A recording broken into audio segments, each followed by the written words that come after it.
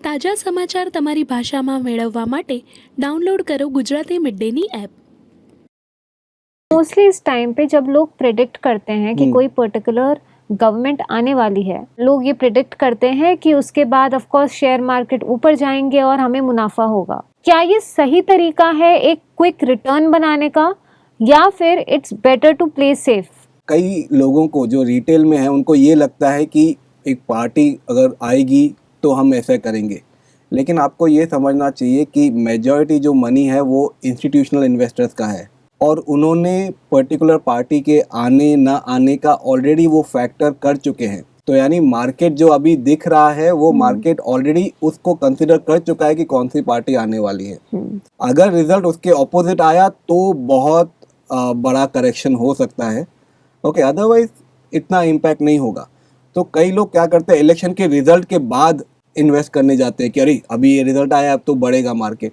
वो टेम्पररी होता है, वो रिटेल के ऊपर हो रहा है तो उसमें बहुत ही ज़्यादा वॉलेटिलिटी होगी। तो आपको अगर आप अपने आप को इन्वेस्टर मानते हो तो इन्वेस्टर ये शॉर्ट टर्म की चीज़ों में घबराता नहीं है, क्योंकि उसने जो भी इन्वेस्ट किया हुआ है वो एक प्लानिंग के हिसाब से, एक गोल के हिसाब से किया हुआ है। लेकिन अगर आप ये मानते हो कि आपको अगले 1-2 साल के अंदर पैसा चाहिए और आपका ऑलरेडी फंड अच्छा परफॉर्मेंस आपको दे रहा है, आपको उस गोल के लिए अगर आपने पैसा मार्केट में ही रखा तो 2 साल में मार्केट का क्या होगा किसी को नहीं पता, और शायद उस समय आपको फिर पैसा आप लॉस में निकालना पड़े या नहीं निकाल पाओ। तो अगर आपको अगले 1-2 साल का ही गोल है तो एटलीस्ट उतना पैसा आप निकाल के साइड में कर दीजिए, किसी भी सिक्योर जगह पे रख दीजिए। During the election season, if they are starting to invest और planning to invest, what do you have to say to them?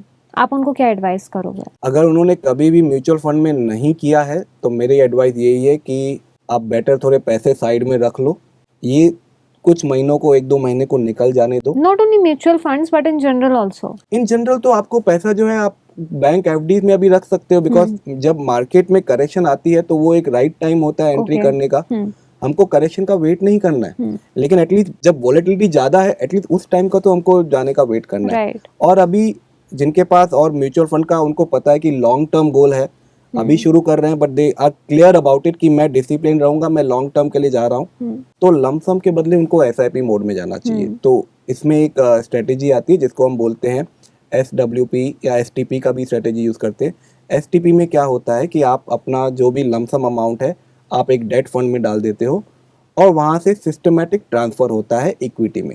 तो SIP में क्या हो रहा है, आप हर महीने पैसे डाल रहे हो। STP में क्या हो रहा है कि आपका डेट फंड से हर महीने पैसे जा रहा है।